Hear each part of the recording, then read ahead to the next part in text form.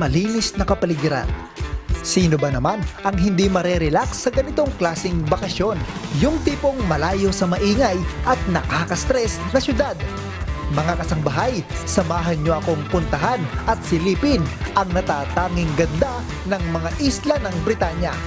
Isa sa mga pinakadinarayong pasyalan dito sa Surigao del Sur ay ang Britanya Group of Islands na matatagpuan sa bayan ng San Agustin, kung saan pwede nyo ditong pasyalan ang Hagonoy Island, ang Buslon Island at ang Naked Island. Ito po ang mga pinakasikat na isla rito sa Britanya. Kung island hopping ang usapan, abay di pa huhuli ang Britanya dahil bukod sa madaling puntahan ay hindi pa ito overpopulated. Kaya naman talagang perfect for family bonding.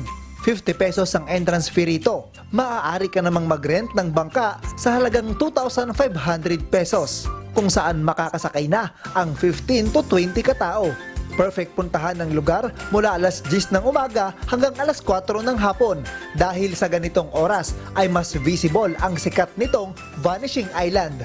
Kaya kung hanap nyo'y adventure at fun experience, siguradong sulit ang pagpunta nyo rito mga kasangbahay. Huwag lang kalimutang maging responsable at panatilihing sumunod sa mga protocol sa lugar upang mapanatili ang kalinisan at kagandahan ng ating likas na yaman.